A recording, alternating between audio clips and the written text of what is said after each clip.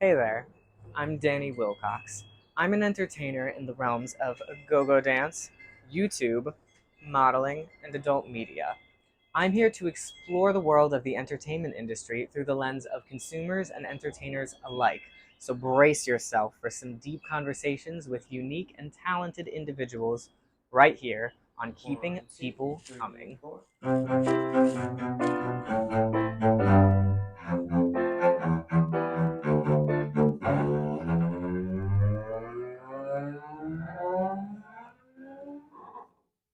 Hello and welcome to Keeping People Coming. I'm your host, Danny Wilcox, and I'm here with. Hi there, I'm Tony Robinette. All right, so you may have noticed that there was no episode last week, but that's because I'm going from a weekly to a bi-weekly posting schedule, just so I can focus on some other fun stuff. And trust me, next week's video is going to be pretty fun, unless you're grossed out easily. Anyway, so Tony, why don't you tell the people a little bit about what you do? It makes me want to tune in next week. I'm not going to lie. Hi, my name is Tony Robinette. I'm a Los Angeles-based actor for film and television, and I travel a lot, and I have representation all over the United States.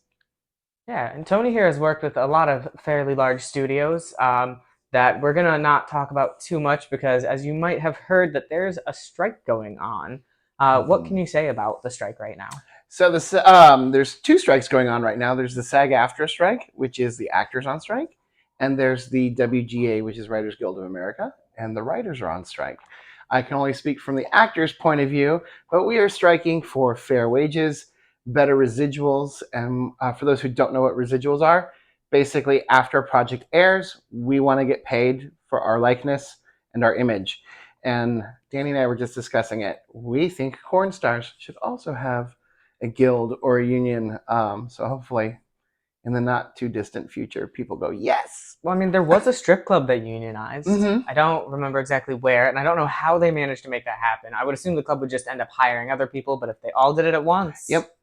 So I think it's one of those things where it's like if a group of people decide to unionize, it's illegal to be fired. Like Okay. it's don't quote me, but I think they can get into real big shit if they do fire them because it's like a retaliation. You know what I mean? Mm-hmm.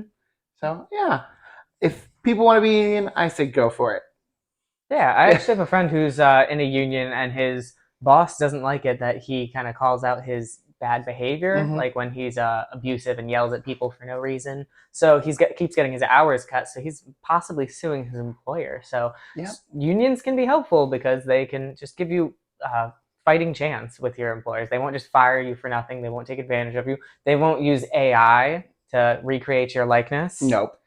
That actually has been a little bit scary lately. I don't think AI is Yeah. there yet, but it's going to get there, and Well, and companies will take advantage of and it. AI has been in your world for a while with the whole like animation and then AI, um, like corn, right? I could say porn or corn. Well, you could say adult film. You can Corn also is fine. you can bleep out the p word that I just said. Then. Okay. Yeah. Yeah. Okay. Because I know AI has been around in your industry for a long time. Not for a long time, but probably for last 2 years, Mhm. where it's just like, hey, here's a computer image of two people doing their thing, three, four, five people. You know what I mean? Or there's all those things like you won't be able to last 5 seconds playing this game. Oh gosh. And I know some of that's AI generated. Speaking of computer generation, I've heard that effects artists at Marvel and places like that are trying to unionize. From what I understand, I think they're on the road to success right now. I'm not too educated about it. I'll be honest with you, but they are trying to unionize, and I hope they do because it's important. I think someone said, what's the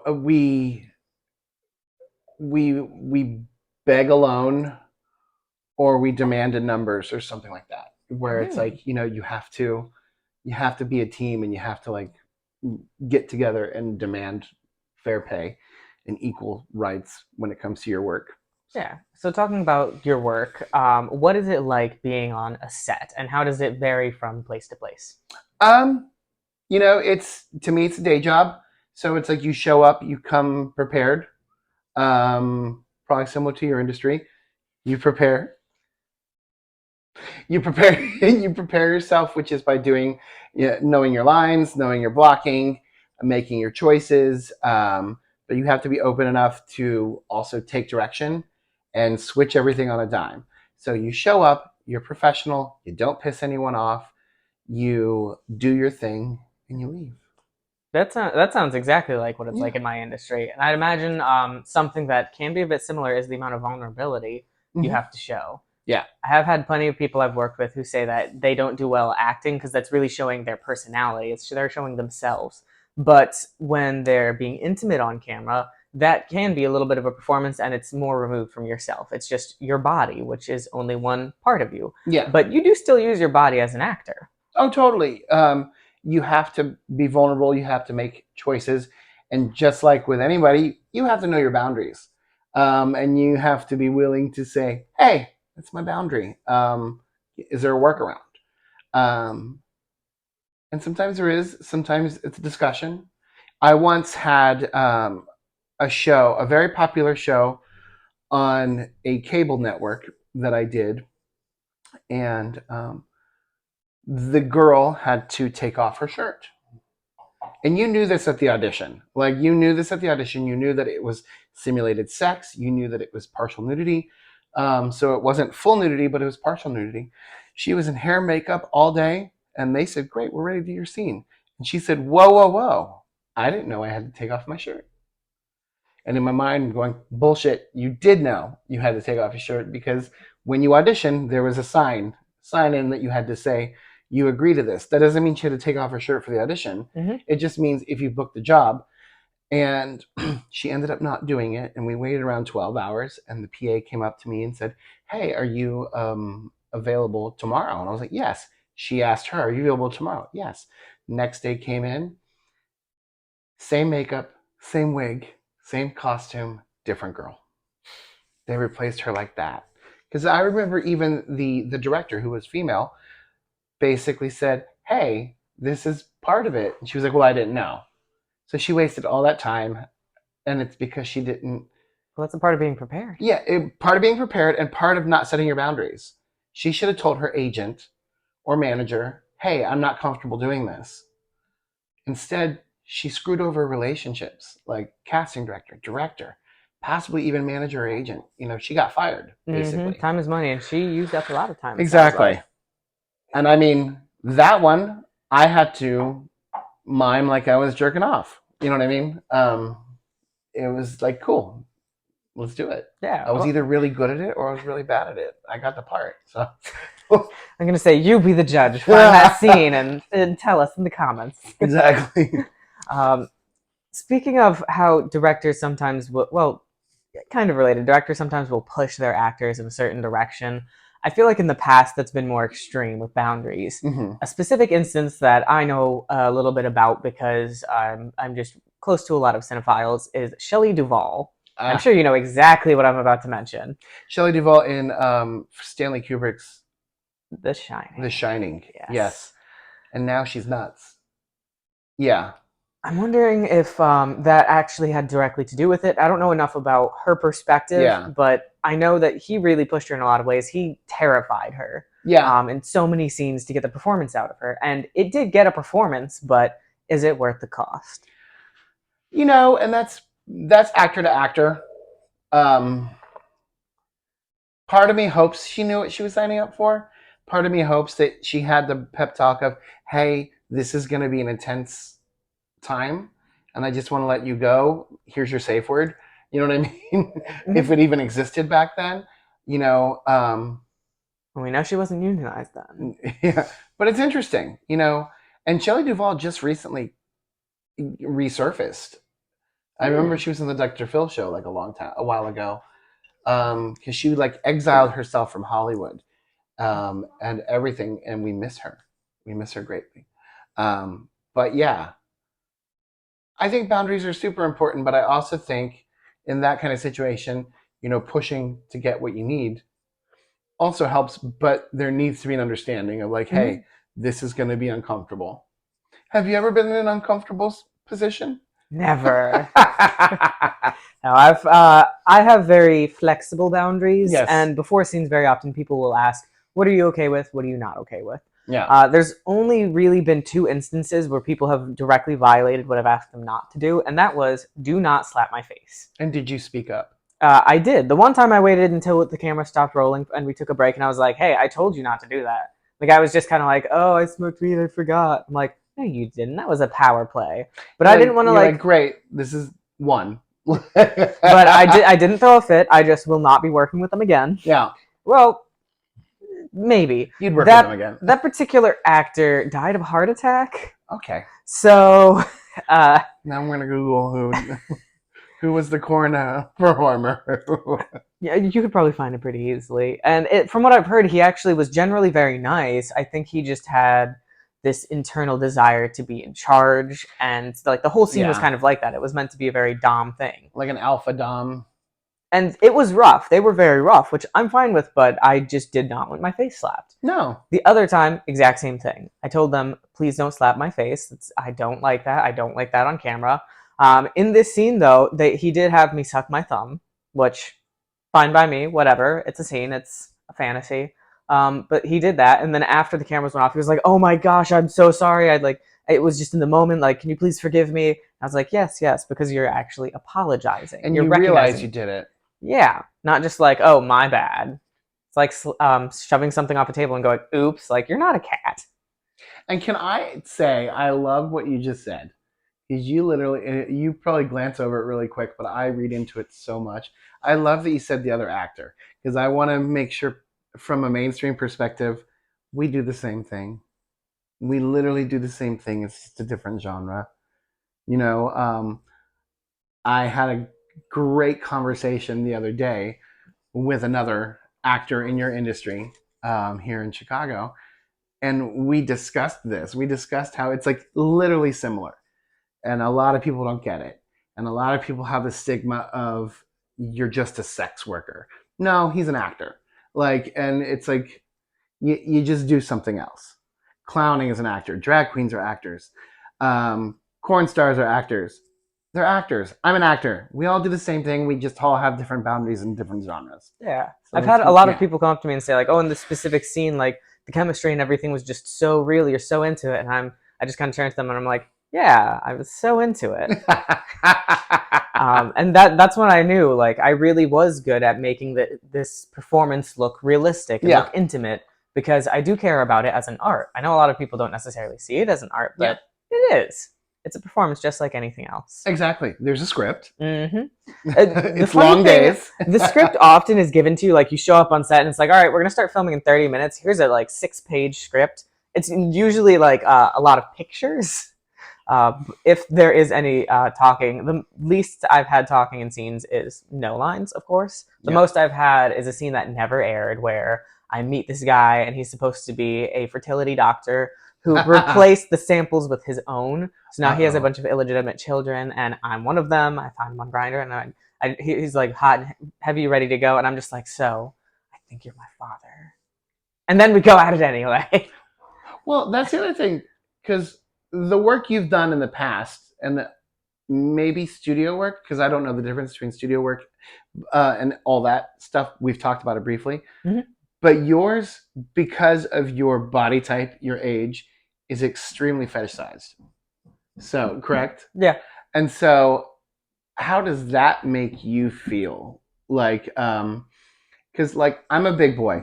And I personally, in my personal life, I love being fetishized. But I'm also with a partner of 10 years, and it's not an everyday thing for me. Yeah. So, I sort of love the aspect of it. Mm-hmm. How do you feel about it? Well, I'm fine with it at certain times. Sometimes it gets weird. It depends on what realm it can go into. If it's about me being short and they like that they can pick me up, move me around easily, great. But if they start to get into, like, oh, I like how your hands are like a child's or something like that. First of all, my hands are not actually that small. No, they're not. I think we have the same size hands. Just almost. About. I think yours are a tiny bit bigger. We have Elton John hands.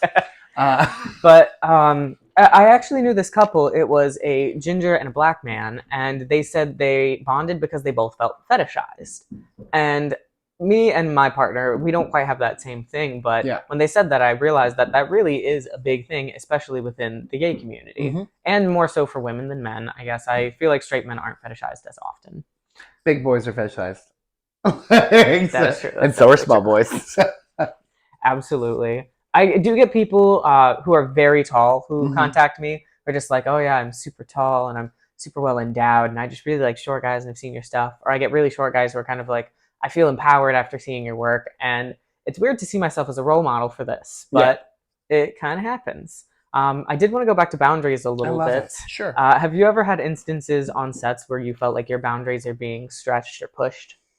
Um, no, not yet. Knock on wood. The first the first thing I ever did, I had to drop trout. The first movie I ever did. Um, Like full frontal? no, Oh, just back. okay. Literally, the director was amazing, and I'll say who it is. It was a director named Harmony Korine who directed the movie Spring Breakers. So I was in Spring Breakers, and I was getting mugged by Selena Gomez and Vanessa Hudgens, and literally it was like, let me see your, you know what I mean? And it was like, okay. And so, and that was literally how I got in the movies. So what was it like working with those two as your first film? It was great. They were so super nice. And that was back in 2012. So super nice. Yeah. Okay. I feel like But that's that kind of wasn't like my, that was like my first one. And it was literally like in the breakdown. I would say in today's era, everything needs to be spelled out for my industry because it's like SAG has rules. SAG-AFTRA has rules. If there's nudity, you need to let us know. If there's nudity, you can't audition. They can't ask you to show anything during your audition. You know, oh I once auditioned for a TV show where I played a shirtless guy, and it was my choice to take off my shirt. You know what I mean? But on set, I'm gonna have to take my shirt off. yeah. You know what I mean? And so I was like, oh, well, I'm gonna take off my shirt. You know what I mean? Is that to dissuade acting choices based on body? I'm not sure. I think it has everything to do with. It could have something to do with cancel culture, where it's like this production company asked me to get naked. No, we didn't ask you to get naked. You're playing a guy at the beach, and we asked you to take your shirt off. You know what I And you didn't mean? have to do it on the audition either. Like Exactly. only when you're actually doing the performance. That Yeah. makes sense. So Okay. yeah. Well, you said hopefully not anytime soon. How often do you typically film, or is it kind of here and there, all over the It's place? here and there. One year I could have one job. The next year I could have eight. The next year I might not have anything. You know what I mean? And it could be TV, film, commercial. I don't do a lot of theater because it takes up a lot of time. I miss theater though. I miss live performance, but it takes up a lot of time. You have to rehearse. You don't usually you don't have an understudy, and it's a lot. You know what I Yeah. mean? Well, speaking of a lot sets, I've talked a lot about adult film sets, but what's it like on like a studio set, a filming set? Mm-hmm. And I know it probably differs a lot from place to place. How many people are there? How many cameras are there? How long it takes to put everything together? How long you wait around? If there's snacks, Yep. but There's lots of snacks. You have a snack tray. You have a crafty setup here. We call it crafty, which is like craft services. I don't know where the name came from, but it was.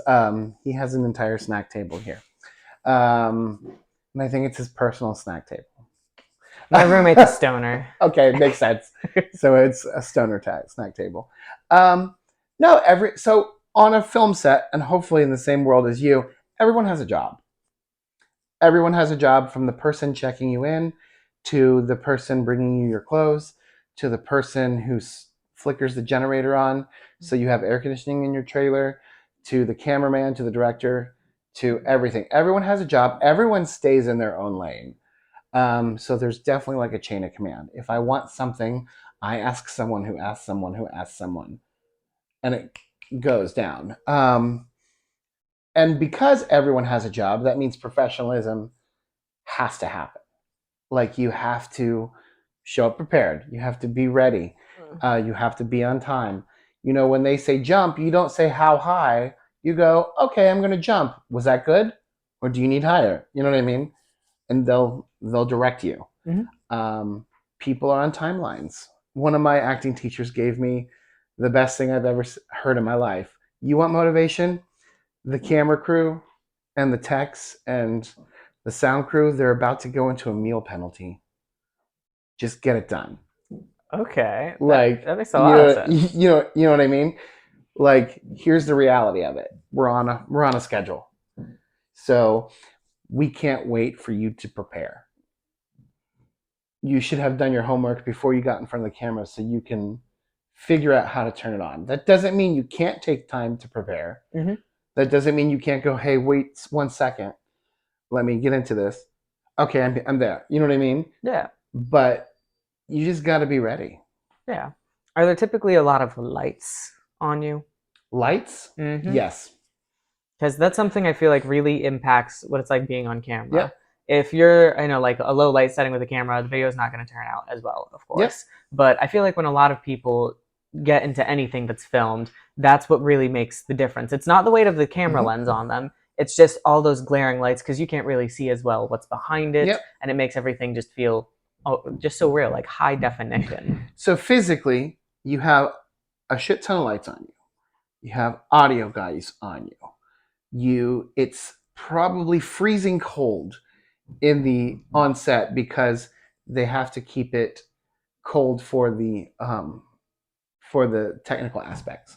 So like things don't overheat and everything. Mm-hmm. And then when they film, they turn off the air so it can get hot and warm and stuffy really quick. So physically, there's a lot of people. There's the entire crew. There's the director. There's the assistant director. There's a group of suits watching you. There's little minions, PAs watching you. So script supervisor making sure you say the and not the, like, so Yeah. there's a lot of people. I'd say that's one of the biggest differences between adult film and regular film. Yeah. It's usually lower budget, smaller crews. I've never been on one of those big budget productions that's like $200,000 to film a Western with You will be. death. We'll see. We'll see. Falcon, if you're watching this. I don't have much experience acting, although I was in a theater class in college, but Which was like a year ago? It's like 3. Okay. The class itself was, at this point, 3.5. Mm-hmm. But it was a 2-year sequence. I only did the 1 year, and it was stage acting, not film acting. Very different. It definitely was very different. Like, the professor was always like, more, more, more. You look like you're a dancer, which I studied dance in college, so I was more used to being choreographed, being very poised and specific. He's like, no, I want this to feel natural.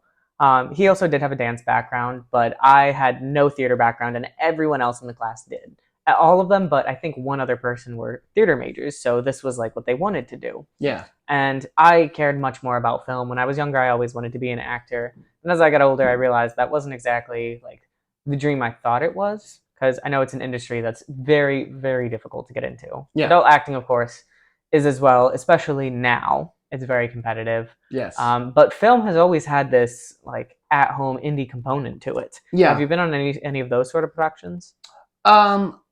I just did an indie pilot for a television show that they're selling. Very small mom and pop, but they still had a big budget. But it just depends on, it's subjective. What is a big budget? Is 30,000 a big budget? No.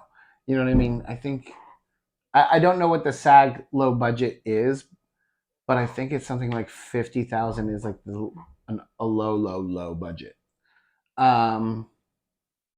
But to me, acting is just having a conversation. Mm-hmm. I always say that if you're playing in a Western, because you literally just say Western, you are Danny playing Danny in extreme circumstances. Mm-hmm. You don't have to be, Billy the Kid. You know what I mean? Yeah. And you're just having a conversation. So your line delivery doesn't have to be like, oh, I memorized my lines and here they are. You can literally just talk as Danny and be like, hey, this is my lines. Here they are. Yeah. I know when I've acted, my problem has been that I think of the lines like too specifically as the words on a page, as the specific thing I have to say exactly like this. And sometimes I'll over rehearse where I like, this is the exact right inflection and it just doesn't come out as naturally. Yeah. Like, for example, a small one-line role on a television show. Hi, sir, here's your coffee. Mm-hmm. most people who aren't actors, hi, sir, here's your coffee. It doesn't sound real. Not really. Hi, sir, here's your coffee. Hey, here's your coffee. Mm-hmm. That's it. That's literally it. How would a real person say it? You know, There's a lot of ways, but usually, Yeah. unless they like did a something before work, they're not gonna be that enthusiastic. Exactly, and that's my point. What kind of day was this person having? Was this person's train late and they were late for work and their boss yelled at them? Is this customer typically a pain in the ass? You know, are they trying to get a tip? Hi, sir, here's your coffee. Hey, here's your coffee. Good to see you. Here's your coffee. Mm-hmm. You know, it's just you can make choices and then throw it away. Yeah. So, That's one thing with adult film. Like, reshooting things is not quite as easy, unfortunately. reshooting, no pun intended. Yeah, you have the climax of the film, and it's like, oh man, we didn't get that angle right. Let's redo it. It's kind of like it's not gonna work quite as well. No, bring like in the stunt. Bring in the stunt. I haven't experienced that quite yet, or fluffers. I think fluffers are kind of either a myth or more in straight films. Yes. But I have had plenty of scenes where we do need to reshoot stuff, and it's like, oh, that delivery isn't quite right, and that's why they do anything with dialogue beforehand. Always. But I feel like the standards for adult films for dialogue are very low. Very low. Very low. And I want to say he's actually been in a scene with one of my all-time favorite actors in his industry. And I just want to say hi if you're watching. Can I say his name? Yeah. Raphael Allen Carr. Oh my God, I love you. I hope Danny literally sends this to you and be like, oh, my friend Tony says hi. You're my favorite. You're one of my favorites, but probably my all-time favorite. Okay, him and I, we filmed 12 scenes together, all fan site scenes. We watch them; they're amazing. We tried to do some like dialogue and have some fun with a few of them, and it was so silly, and it came across exactly like adult film stuff. But that's not quite like on a studio set once where I'm watching some stuff on my phone with my headphones on, and then my father walks in, and my only line is "Dad," and I did that line maybe 10 times, and I was just like, what do you want me to say? It's one word, like. Yeah. But this director, this producer, he just had it so specifically in his mind what he wanted. But I think the thing is that he's not exactly I don't know. He hasn't produced on other things that aren't adult, so it's just a little bit different. And I don't think he quite knew how to coax that performance out of me that he wanted. Also, I just didn't see it as being as significant, and I didn't quite get what he wanted. Yeah. It's like, does this have to have like this certain type of inflection? Because I was trying to make it realistic, and it's possible that's not what he wanted. Yeah. Like, he might have wanted me to go, oh, Dad! And I just want to be clear. Raphael, he's not going to let you slap him in the face, but I will. So, so call me. There's quite a lot of things Raphael likes to do. If anyone was ever to slap you in the face, it would be him. Oh no! If anyone was ever to puppet me, it would be him. If you know what I mean. I promised if I ever do that, it would be him. How are you? Yeah. Oh, yes. Still probably not going to do it. It's not bowling. It's puppetry. So there's a difference. There's only one hole. Yes. Yeah, you worked with some great people. I've worked with some big names. Some legends. Big names. I do get a lot of people who are really jealous, and they're like, oh my God, I can't believe you worked with him. You're so lucky to work with them. And I'm like, I'm going to stop you right there. It was not luck that got me there. Yep. Sometimes it's happenstance that we met each other. But the working together, it's like anybody who is in this industry and isn't full of themselves is going to say it's art that we're creating, and I'm happy to have worked with them. Like, I don't think they're lucky to work with me, because anybody who says that is not someone I really want to work with. Have you ever been let down by somebody that, like, you were really excited about working with? Like, I worked with a celebrity on a television show, and maybe they were having a bad day. I don't know. But they weren't very nice. They weren't mean. They were just dismissive and not nice. And so I have to go, oh, maybe they're having a bad day. They wouldn't rehearse with me. They wouldn't look me in the face. They wouldn't look me in the eyes. And I was in a scene with them. And so I was just like, oh, that's shitty. And that makes my perspective of what I see from them always go back to they weren't nice or they weren't kind. And again, I always give people the benefit of the doubt. You never know what's going on in their life. Yeah. They could be going through a divorce. They could be having a fight with somebody. Their mother could have been ill. I don't know. Yeah. And But with personal work like this, sometimes it's hard to drop those things. Yeah. Like you can't. I've heard some directors say like, I don't care what's going on in your life. Like you need to come in and do your job. Just show up. But I've also had people in like a retail job say that. Like, you're Yep. coming here to work at Hollister. I don't care about the drama with your BF. I don't care if your mom died. Smell good and fold. Which they actually stopped spraying the cologne on things because people complained. We're getting sick, probably. I mean, I don't know. I like the smell. We had like an industrial size bottle because I used to work at Hollister and we would go around and spray all the clothes. And then you spray your clothes and not have to wash them. I so wanted to just take one of those bottles. I was like, would they notice? But I would absolutely get fired. The bottles that were like $50 for the small one this big. And this one was like this big. It was like this much liquid. Oh my goodness. I can't imagine how much that cost. And now he buys lube in that and those amounts. He buys the 32-ounce bottle. Oh, no. The 1 liter pump. I need to. I have been surviving off of sample size ones. Like Okay. I make those things last. Okay. Though. Or the little individual packets. Basically. Although to your question, I can't quite say that I've been let down too heavily. I need to run through a few more people. None that I've actually worked with. All the ones that have kind of let me down with how they act, like person to person, that like I end up not even filming with them because I'm pretty particular. Like if I don't have that chemistry with somebody, I don't really want to film with them. There was one person I filmed with where like it actively did not go super well, but that's because he kind of was complaining about every little thing. Yeah, he was not happy to begin with. No, and he was jealous of me because he's like, "Oh, you're taller than I am," and I'm like, "You're topping. Why does it matter?" Calm down, yeah. But then at one point he was like freaking out because he was like, "Oh my god, you got blood on my red shirt." I was like, first of all, I was the one who was bleeding. Like, why are you complaining? Also, it's the same color as your shirt. And just like S, blood happens. It does. It does. And that was, I would say, the fault of the directors. That was a very uncomfortable position to start things in, and I slipped. Yeah. So, yeah. No, but I've heard, like, you know how again, Drag Race, we hear drag queens who have beef with each other. I've heard that, and again, this is all speculation.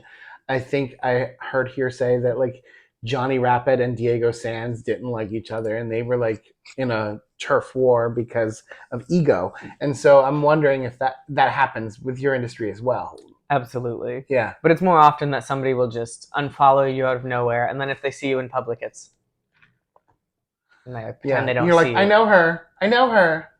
Yeah, I don't ever understand that because like there's been times where that performer I was talking about, I'm kind of like, you know what, it's been years and I don't really hold it against him. He still was new then, but he blew up, and from everyone I've talked to, they said he's a huge diva and possibly an nymphomaniac. But I mean, works with the industry. Yep. We're very different in that regard. But I never will understand that. Like, you are still just a performer. That doesn't make you any better than anyone else. Also, the fact that you're getting booked doesn't necessarily mean that you're the best performer. No. It means you're networking. Yeah, you're available and you're networking well. Yeah. Just because someone's not good at networking doesn't mean they're not a good performer. Yeah. And sometimes people will hire somebody because they're friends, not because they're good at what they do. They don't always base it on who's the best in the industry. Yeah. And I feel like that's probably true with your work too. Yeah. Look, the best person doesn't always get the job, and it's subjective. You know what I mean? I hate going there, but I'm going to go there. There's 26,000 reasons you didn't get the job. Your eyes are too close together. You're too fat. You're too skinny. You have curly hair and they want straight hair. Oh, your curly hair is blonde and they want a curly hair brown-eyed guy. Or brown-haired guy. It's so many things that are out of your control. That's why you can't think about the auditions and you can't think about anything else except doing your best work and saying, I did my job, I auditioned, I put it out into the universe, and if it's my time, it's my time. Oh yeah. You know what I mean? In our industries, you can't take everything so personally No. because you have a lot of times where you don't get the gig. You get let down, or maybe you're not even finding anything like any substantial auditions or anything. And your quote might be $200 more than the quote that the other guy got. Mm-hmm. And they go, we want to save $200, so we're not going to use Danny. We're going to use this other guy. You know what I mean? Mm-hmm. And that's okay. Yep. Or they'll say like, here's your pay, but you also have to pay for your own transportation, your own STI testing, and this and this and this, and you have to decide, is it worth it? Yeah. With the advent of the fan sites, there's so many more people who do this work and are vying for these coveted positions in studio films, which studio films don't pay nearly what they used to. No, and you can also see a lot of the iconic actors like Raphael Alencar are creating their own content and making a lot more money. And making a lot more money and in control of their own product. That's not something you can quite do as much with regular film. No. Like he creates his own product, he creates his own brand, he's in control. There's a lot more on your plate because you're doing your own networking, you're doing your own social media, you're doing your own ... He does his own editing too. And he does his own editing? I just want him to talk to me for like an hour. Yeah, man. Yeah. You like that? Okay. Yeah. That's my impersonation. I'll never forget when I went to New York for 2 days and stayed with him, and we went on a trip to Home Depot so he could get some stuff for his plants because he has a very large garden. He has a pretty nice apartment in New York, probably very expensive, but he makes good money. But like just walking through the streets, like he's walking with a dolly through Times Square, and everyone knows who he is, or when you know, you know. No, that's the thing. Most people don't even recognize him, and I don't know if that's New York or what. But with adult film stars, I feel like people are less likely to say like, "Hey, I know you." Like I've had so many people who are like, "Yeah, I saw you in public, but I didn't say anything." I'm like, "Oh well, feel free to if you appreciate my work. Like it's nice to hear."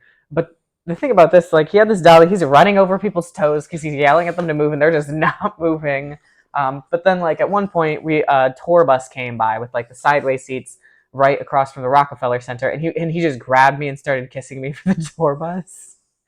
And he just has this like vibrant, lively energy that I really enjoy. I haven't worked with him in a while, but I'm currently on a break from any sort of fan site filming. I get it. I'm in a monogamy period. I'm in my monogamy era. Which I find fascinating and lovely because we are in a world where monogamy really isn't a thing. And again, that's okay. More so, I'd say, within the gay community and queer community. And but that goes back to talking about boundaries personally and as a couple. So, you know what I mean? And then outweighing what your needs and wants are. So and more and more often, I have people, if they're flirting, if they're getting touchy, are like, "Oh, is this okay?" And I really do appreciate that because sometimes it's not, but I don't want to burn a bridge because there's so many people where if you don't give them what they want, particularly in the adult film industry, they will like blacklist you. Now, did you do a talk about Go-Go Boys and Boundaries not too long ago? Or am I thinking of somebody else? Oh, no, it's definitely come up on a few episodes. Yes, okay, yeah, because I know Go-Go Boys, because I was going to frequent a place near here in Boys Town, and I was like, maybe I should go. And as I was thinking about it, I think I remember seeing that video. I'm like, that's interesting and clear. And it's sad that that even has to be said because to me, it's about human respect. And I'm like, no, you can't touch my insert body part here without my consent. So and as far as go-go dancers go, in most cases, like tipping is a form of consent, but there still is. It's mainly nonverbal. Yeah. Like if some, very often I have had people come up to me and they're like, "Ooh, can I like caress your thigh?" I don't think I've ever had anyone actually say that, but and I'd be like, "Yeah, for $1." Yeah, because that's it's a hustle. There actually was one time I was at a lesbian bar in Brooklyn with a friend, and not only was the like show like super entertaining, although I will say they don't quite do as much as drag queens, and go-go dancers and female go-go dancers do about the same stuff, but we got maybe 6 cocktails in New York City and it was $17. So I was like, per cocktail? No, total. Oh. It's like, what the heck? I don't understand what's going on. Per cocktail because that's normal. Like, but I ended up getting yelled at by the host stripper because I put $1 in her waistband, and as I was pulling my hand away, I touched her butt with my finger, literally like that. Because I was wondering, I'm like, oh, so I've worked with a lot of go-go dancers and male go-go dancers, and like a lot of them use a lot of lotion, so their skin's very soft, but others not so much. Depends on who they are. I'm wondering like about hers, and I was literally just wondering about the softness of her skin, which was from a pure curiosity sense, not a sexual sense, but she didn't know that. and it was just very light, like Grace. yeah, like it was fleeting. And she like turned on me and was like, "Don't you ever touch me without my consent," and yelled at me for like a minute about it. And I was kind In of front like, of everyone. well, nobody paid attention. But I was kind of, I was pissed afterwards, partially because I was a bit drunk. And I was kind of like, I work in this exact same industry, and if somebody gives you a little bit of money, like that doesn't inherently mean that they can touch you. But this was like the lightest touch. It was not sexual. I am assuming that she thought I was a straight man. Like I wasn't dressed Did you particularly talk to her flamboyantly. afterwards? No, because she just kind of walked away and started hosting. Like she didn't even give me a chance to say anything. But I mean, she doesn't necessarily have to. No. Looking back at it now, I completely understand. Yeah, I do think it was a little bit of an overreaction. of course. I would. But From it sounds like it. she was completely in her right to tell me like, no, like you don't do that. Um, like she didn't know that I am more of a gay man, and I like didn't do it out of any interest. I didn't have any malicious intent, and Yeah. that I do the exact same work. I will also add, I do a hell of a lot more when I dance than she does.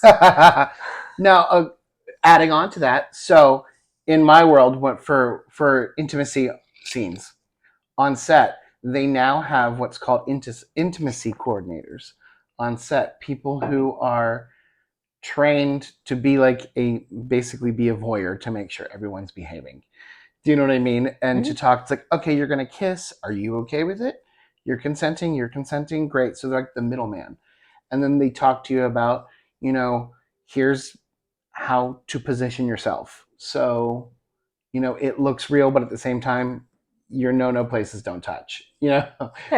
kind of deal. So we have intimacy coordinators on set, which is great, and I think that's more for liability, especially in this day and age where it's like, this person got aroused while I was making out with them, on set.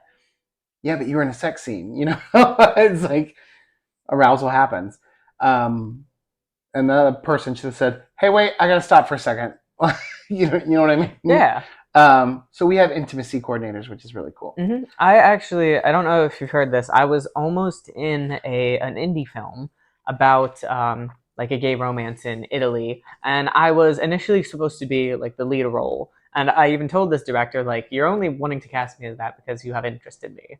I didn't say that as specifically, but that's kind of what I was feeling. Yeah. And there was like some amount of mutual interest, definitely way more one-sided. But I kept saying, like, I said to him and to myself, like, he's gonna put me as a side role and pick someone else, which he eventually did.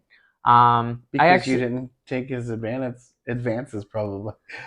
Well, I mean, he actually got really mad at me once because he kept insisting that we had slept together, and I was kind of just like, I don't remember that.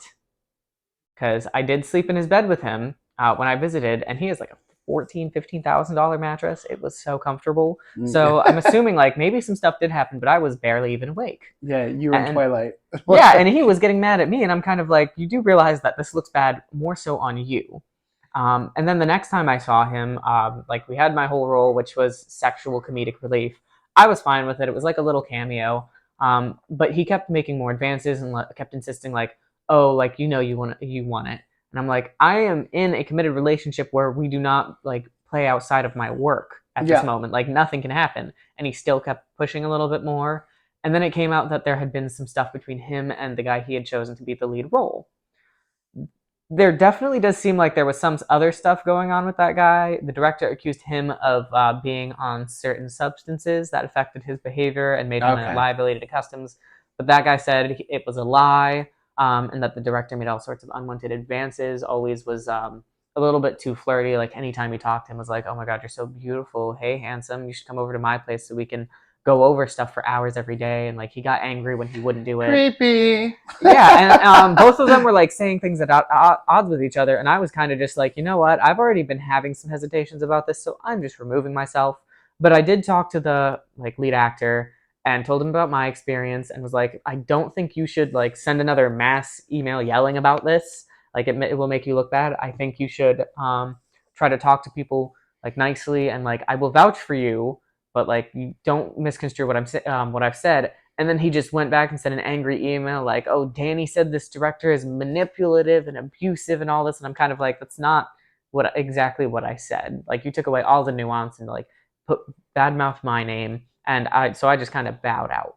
So that's been my experience with film so far. Yeah. And we didn't even get to the actual Oof. filming.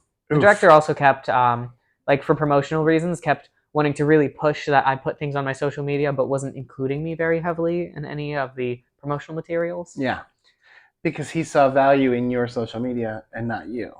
And you're like, no, it doesn't work that way. Oh yeah, which I know that I'm very limited in like acting, but also I've seen his films. Yeah. He occasionally will have some wonderful performances, but there's definitely been some like people who aren't typically actors that don't shine as much. No. Like he had Karen Black in a few of his films, in one Yeah. particular, and she just stole the whole show. Of course she did. Oh yeah. And in this one, I don't know that he had any specific people who were going to be doing that. Yeah. But I actually got to see a little bit of the behind the scenes between casting and how he organized things. I also didn't love that he did a lot of the promotional material writing using AI. It's some of the Ugh. like posters and things. It's laziness. It really is. Pay someone. Go pay a professional to do it. Yeah. Just like your art. If you want a portrait done, go pay somebody to do it. There's something for every budget. Yeah. It doesn't have to be a $6,000 painting.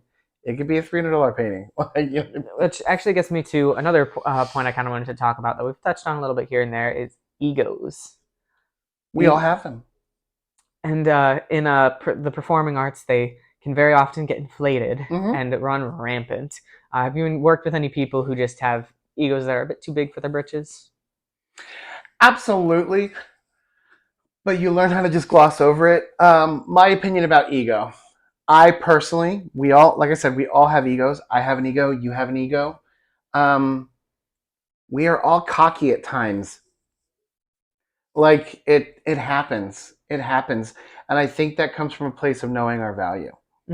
And there's also a big difference between being cocky in a negative way and knowing your value and what you're worth and dot dot dot. You know what I mean? Yeah, there's a line between cockiness and confidence. Exactly. And I'm personally okay with cockiness as long as you have the receipts to back it up. Well, then it's I feel like it's right on that line. Yeah, you have to have the receipts to back it up if you're gonna I don't even want to say a prick, but if you're gonna have an ego that shines so much that someone says you have an ego, you better have the receipts to back it up. I better be able to Google search your name and I see going, okay, I get it. You know what I mean? You find those stunning performances that yes. they claim to have. And with that ego and that cockiness, if you are constantly degrading and belittling other people to make yourself feel better, there's a special place in hell for you. So don't do that. Don't do that. It's okay to think you're better than certain projects, even certain people, but just keep it to yourself. Yeah. And you can disagree with people. That doesn't mean you need to fight with them. You know what I mean? Yeah, because you will get to a point where you just start alienating everyone. Yeah. So it's like, if he says something I don't like and we're in the same exact industry, just go, cool, I get it. I understand. Doesn't mean I agree with you. It just means like, oh, I totally get your perspective. Here's my perspective. And it's cool. It's cool that we don't disagree. We're coming from two different worlds, even if we're literally on the same page. It's two different worlds. It's two different mindsets. Yeah. I am chunkier. I'm taller. I have blue eyes. You have brown eyes. No, I don't have my glasses on right now because I thought the ring light was gonna like shine. So we come from different worlds, and that's okay. You know what I mean? And if we're in the same world, we come from different perspectives. Yeah, like I completely disagree with different boundaries. Yeah, I completely disagree with some of my family on certain political things, so we don't talk about politics. No, and one friend I told that, and they were like, "Oh, you should just completely cut off your family and never talk to them again." Why? It's kind of like, what? Like, we all have the same sense of humor. We love watching similar movies and eating similar foods that other people think are weird. So we're like, why would I lose that? Yep. We can disagree on things and still work together, which in a lot of industries, like, happens a lot. Like, you may have the most annoying person on set with you, and you just don't want to be around them, but that's your job. You got to do it anyway. And business partners. I rented my house in Orlando for 10 years, and my property manager was a lesbian, conservative, supporting, I'm not going to say his name, supporting gun-toting, don't take away anything from me, hardcore Republican. I am not that. And at the end of the day, I had to go, she does her job really, really well. And I even said, at one point, I even said to her, hey, I need to stop following you on social media because we don't agree, but I like you. We don't agree and I like you. And when it comes to certain things, just some people you don't need to invite to your party. You don't have to invite everyone to your world to your party. Yeah. You know what I mean? Just like we have that group of friends where it's like, and I know you have them, I know I have them. We have that one friend who it's like you're really cool all by yourself, but the second you're in a group of 3, you're toxic. Yeah. And I have to acknowledge that and go, great, I'm your friend. We don't have to do group activities. Mm-hmm. We all have that friend.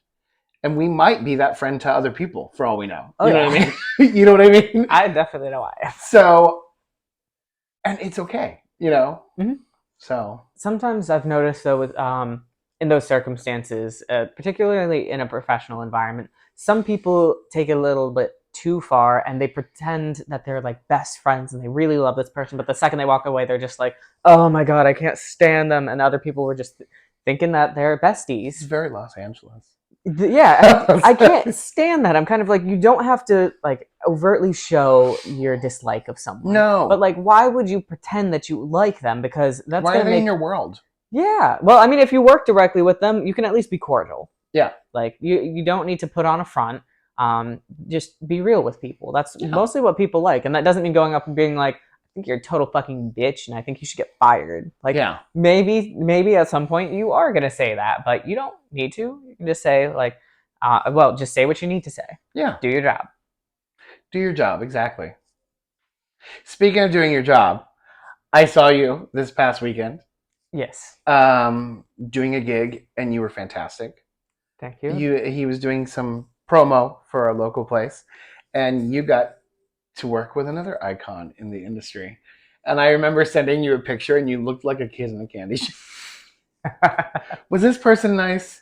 We can talk about him. Boomer Banks is who I worked with. I want him to be nice. Oh my God, he's so fun and so nice. Okay, good. He's super cool to work with.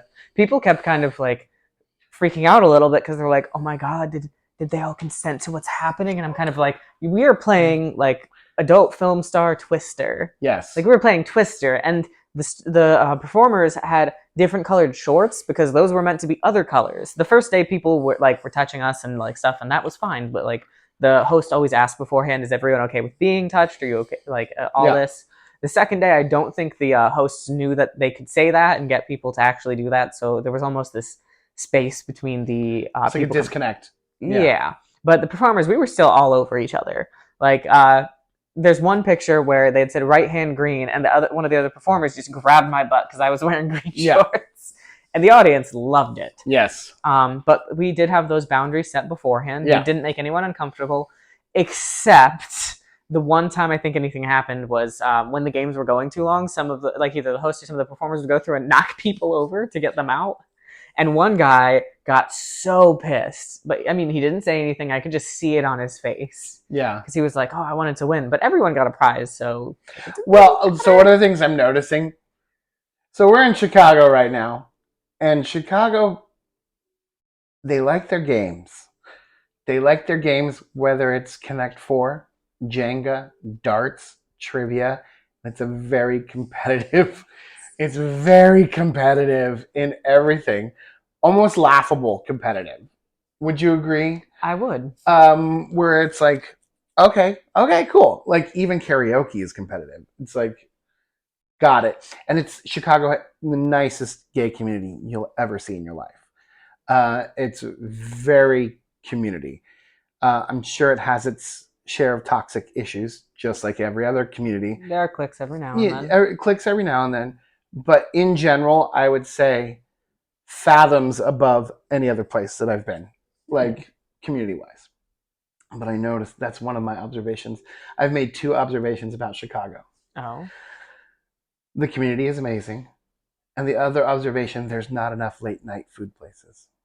I'm a big boy and I eat at like 11 o'clock during the bar scene or after the bar scene.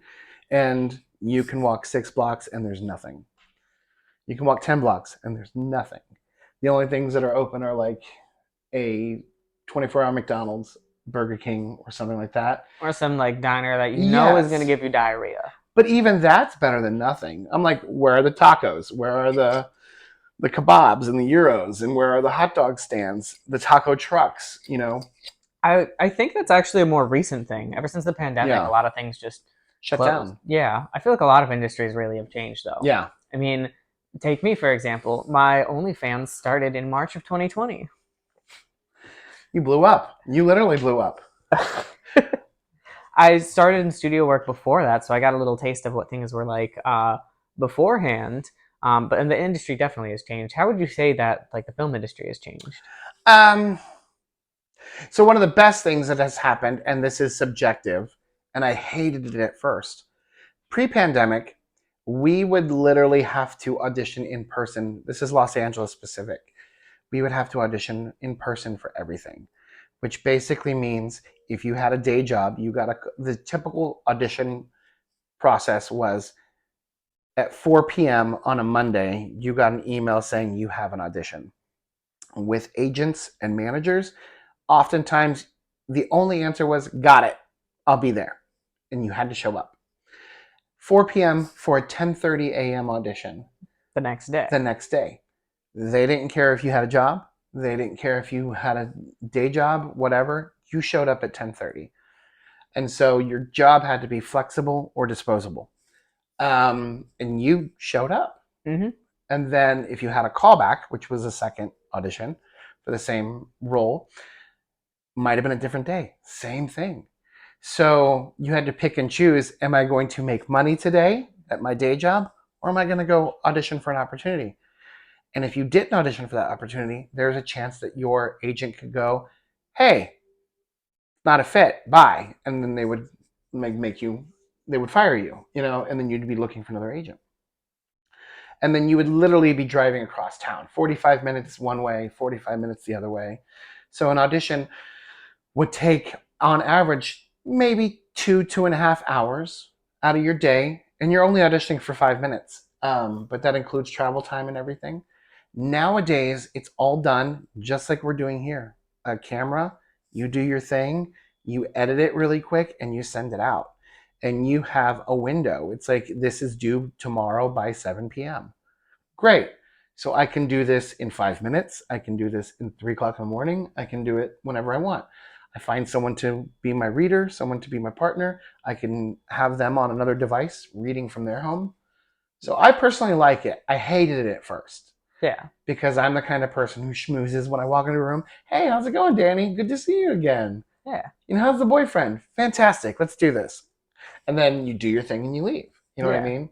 And you don't have that anymore. Well, I feel like if you're doing like a video audition, if you add too much other stuff, they might start to get annoyed. Like if you're trying to say like, "Hey, this is me. This is what I do," and you talk like a little bit about your background rather than getting right into it. They don't want that. No. They literally will ask you to do what's called a slate, which is, "Hi, my name is Tony Robinette. I'm 5'9", and I'm located here."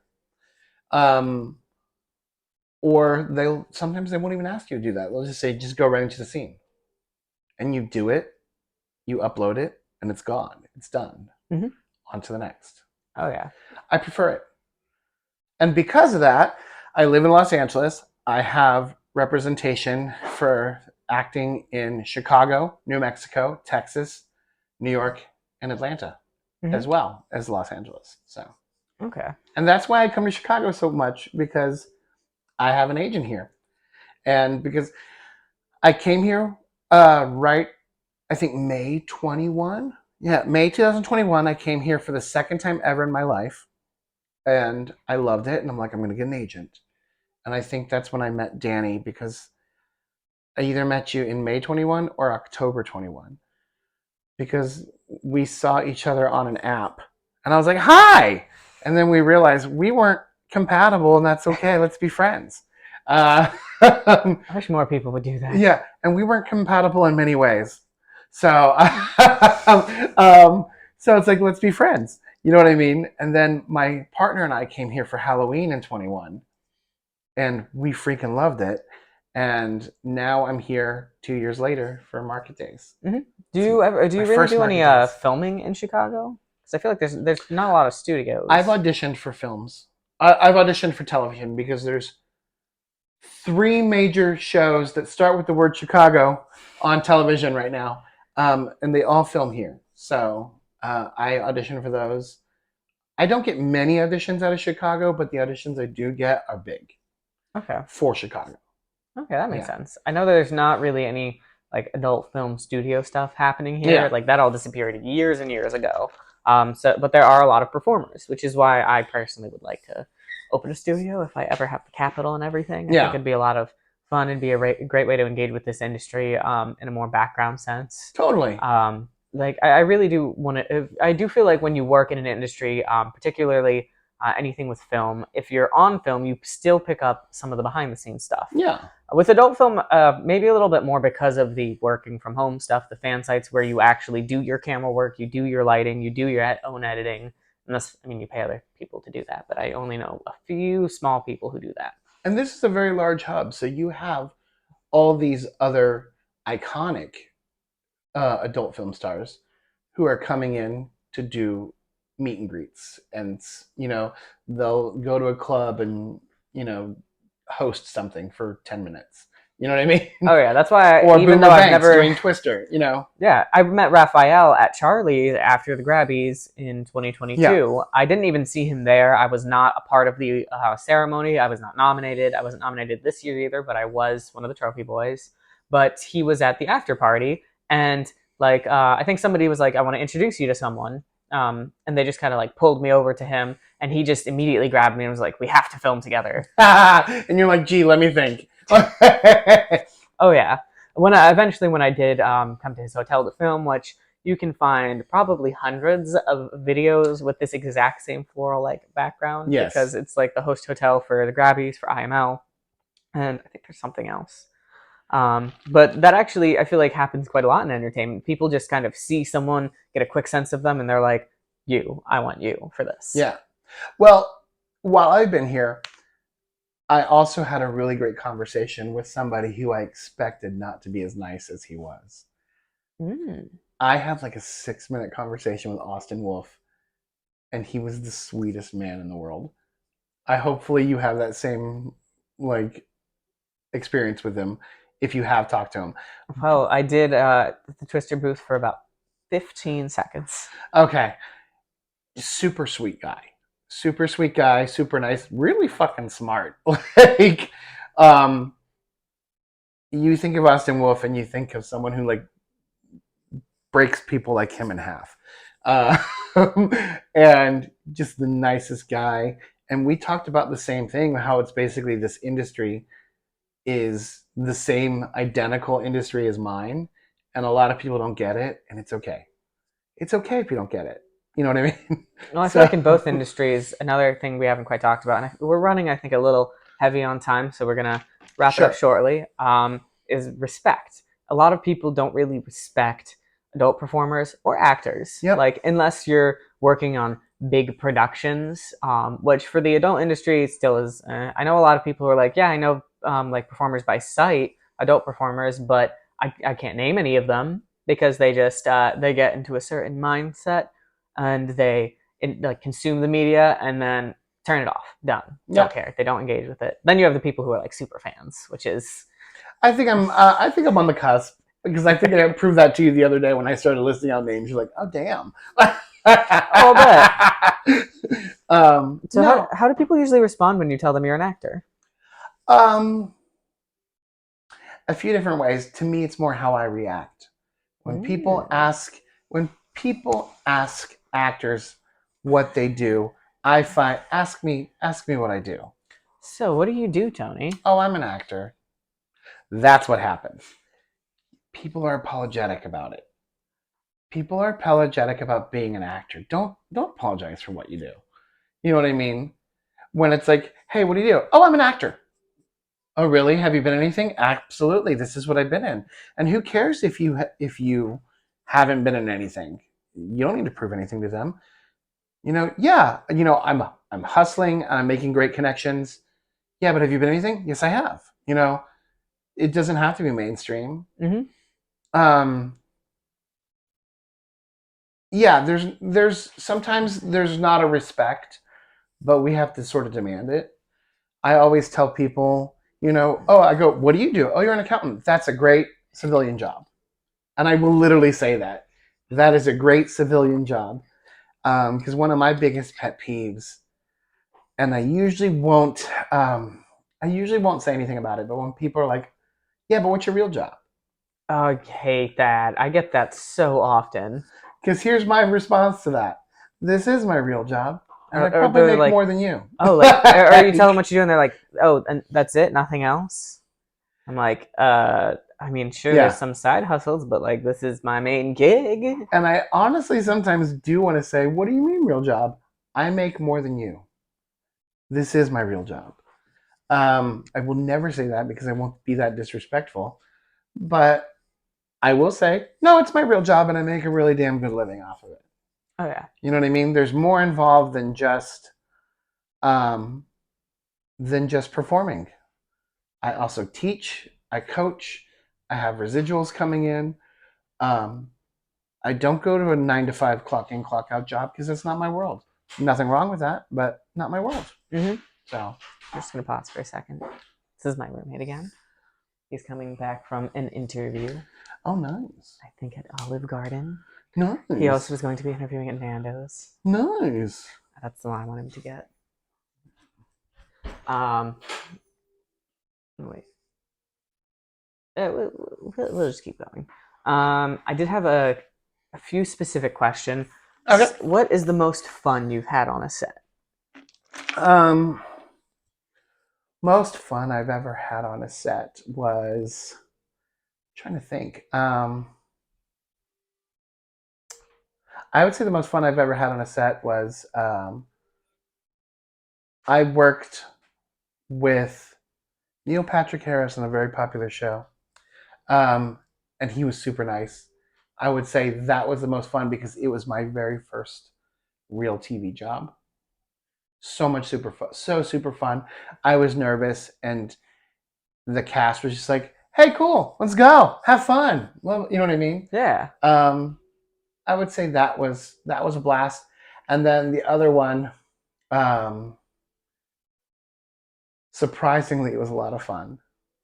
I did a show that came out last year about a very famous serial killer, and the cast was incredible. Um, I'm not saying the name of it because of the strike, because I can't self promote, but you can figure it Put out. the pieces together. Yes, very famous serial killer with glasses.